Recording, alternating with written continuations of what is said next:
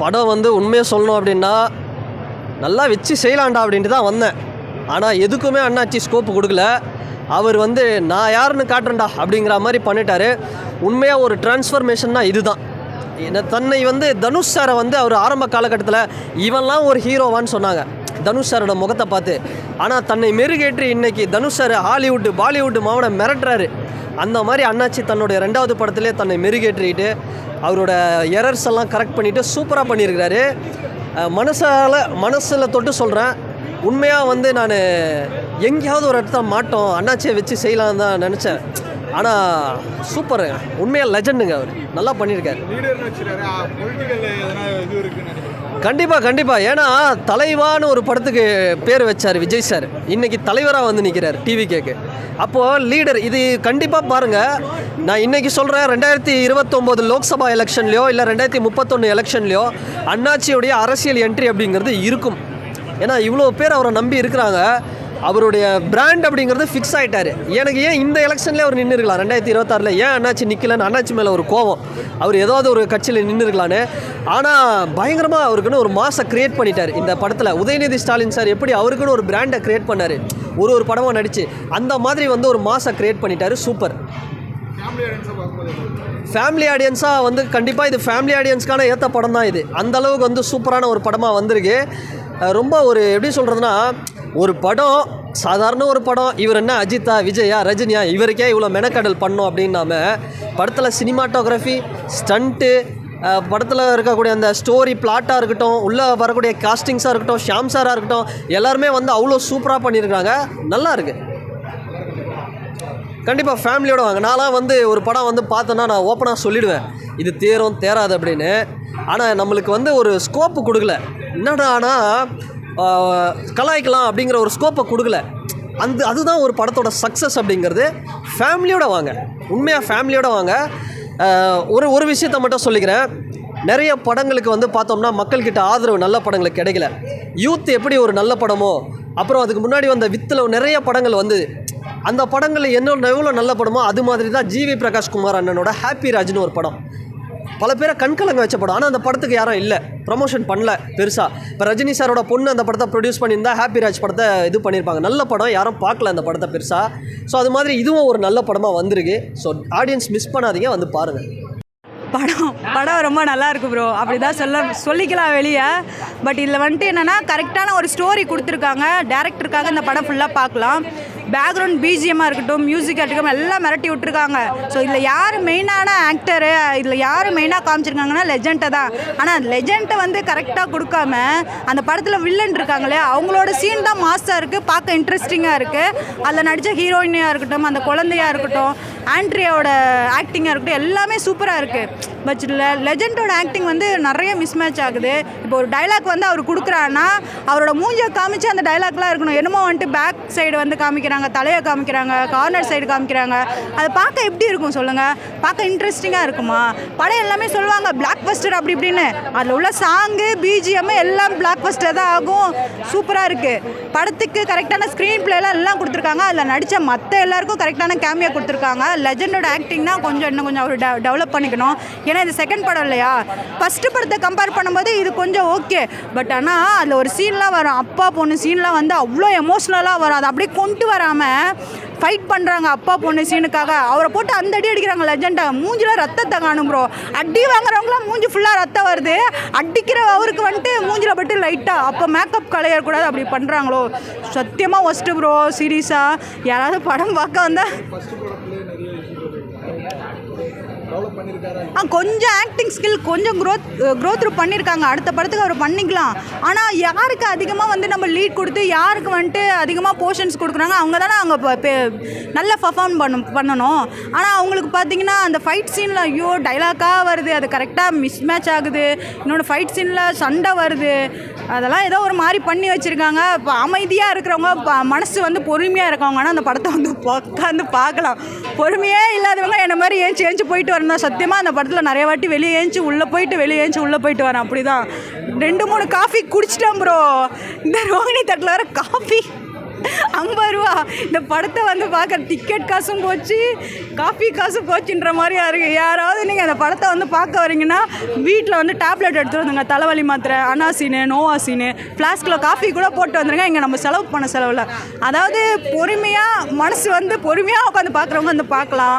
Tension ஆகிறவங்க, இந்த acting ஸ்கில்லுக்கு, டைரக்ஷனுக்கு try பண்ணுறவங்க இந்த படத்தை வந்து பார்த்துட்டு பொறுமையாக இருந்தால் வந்து பார்த்துக்கோங்க. அவ்வளோதான், வேறு ஒன்றும் சொல்ல முடியாது. அடுத்த படத்துக்கு லீட் கொடுத்துருக்காங்க, அதுலேயாவது அவர் என்ன கொஞ்சம் அவரோட ஆக்டிங் ஸ்கில்லை க்ரோ த்ரூ பண்ணி அந்த இதை கொண்டு வரலாம். நல்லா தான் பண்ணுறாரு, பட் ஃபைட் சீனில் தான் கொடுமை பண்ணி வச்சுட்டாங்க. என்னால் பார்க்கவே முடியல, விட ரத்தத்தை காணுயா அப்படின்ற மாதிரி தான் இருக்குது. பொறுமையாக இருக்காங்க வந்து பாருங்கள் முடிஞ்ச அளவுக்கு. ஏன்னா அவர் புதுசு நடிகர் இல்லையா, சப்போர்ட் பண்ணுங்கள், நம்மளும் சப்போர்ட் பண்ணோம். இன்னும் கொஞ்சம் அவர் டெவலப் பண்ணோம். ஹானஸ்ட்டாக சொல்ல போனால் மற்றவங்களோட ஆக்டிங் நல்லா இருக்குது, லெஜண்டோட ஆக்டிங் இன்னும் கொஞ்சம் டெவலப் பண்ணோம், அவ்வளோதான். அபூர்வமான என்ன அசத்தலான அண்ணன், அபூர்வமான அண்ணனு சும்மா பட்டைய கிளப்பியிருக்காரு அம்சமா. கண்டிப்பாக 2வது படத்துலேயே இவ்வளோ இம்ப்ரூவ்மெண்ட்டுனா உண்மையானுமே அவர் லீடரு தான். அந்த அளவுக்கு வந்து பர்ஃபார்மன்ஸ் பண்ணியிருக்கிறாரு. ஃபஸ்ட்டு பாட்டில் பாப்பாவுக்காக தன்னுடைய சினிமா வாழ்க்கையை கொடுத்த மாதிரி, அவரோட ப்ரொஃபஷனல் வாழ்க்கையை கொடுத்த மாதிரி 2வது பேஷன் வாழ்க்கை. 2வது பாட்டு, ஃபஸ்ட்டு பாட்டு ப்ரொஃபஷனலு, 2வது பாட்டு பேஷன். அதை வந்து ஃபுல்ஃபில் பண்ணியிருக்காரு. ராவில் இருந்து ஒரு 48 ஸ்டூடெண்ட்டை காப்பாற்றுற மாதிரி ஒரு கதையை எடுத்திருக்காங்க. ஒன்லைன் சொல்லியிருக்கேன். மீதி எல்லாருமே அதான் தெக்கு தெக்க அசதுர வைக்கும் தெக்கு நம்ம அண்ணாச்சியை வந்து கண்டிப்பாக அந்த படத்தை அவருக்கு வெற்றி பெற நல்வாழ்த்துக்கள். ஓகே, சூப்பராக இருக்குது, படம் பார்க்கலாம். ஓகேவா? அப்புறம் இரு எங்கள் ஜிப்ரன் மியூசிக் போட்டதால் மேலும் சிறப்பு. அப்புறம் துரை செந்தில் கருடா எடுத்தார் டைரக்டரு. ஓகே, மேக்கிங்கில் எந்த பிரச்சனையும் வைக்கல. இன்னும் மேற்கொண்டு அப்படியே நடிக்க எல்லாமே கரெக்டாகிடும். அண்ணாச்சிக்கு ஒரு திருப்பமனை தான். ஆல்ரெடி அவர் ஒரு ஸ்கூலோட கரஸ்பாண்டடு தான் தூத்துக்குடியில். அவரோட விசுவாசிகள் எல்லாருமே வந்திருந்தாங்க. கண்டிப்பாக நம்ம எத்தனையோ வந்து மக்களை நம்ம ஃப்ரெண்டாக வச்சுருப்போம். ஆனால் தெற்கு திசையில் இருக்கிற அத்தனை அது குழந்தைங்களுக்கும் ஒரு தகப்பனாக வந்து காப்பாற்றுற ப்ரொஃபஷனலையாக இருக்கட்டும், இந்த பேஷன்லையாக இருக்கட்டும் இருந்திருக்கிறாரு. அதனால் அந்த லீடர் தலைப்பும் அவருக்கு ஒரு சூட்டபிளான தலைப்பு தான். கண்டிப்பாக ஒவ்வொரு பொம்பளை பிள்ளைங்களை பெற்ற ஒவ்வொரு அப்பனுமே லீடரு தான்டா, அவ்வளோதான்டா. கட்டிட் படத்தை பற்றி சொல்கிறதுக்கு பேட்டி எடுக்க வந்தீங்க பாருங்கள். போய் படத்தை முதல்ல உட்காந்து பார்த்துட்டு வந்து பேட்டி எடுங்க. நீங்களாம் பேட்டி எடுக்கணும், படத்தை பார்க்கணும். ஏன்னா நாங்கள் சொல்கிறது உண்மையாக பொய்யான்னு தெரியும். அருமையான படம். எப்படி சொல்லணும்னா இதில் சிரிப்பு இருக்குது, காமெடி இருக்குது, என்ன இருக்குது.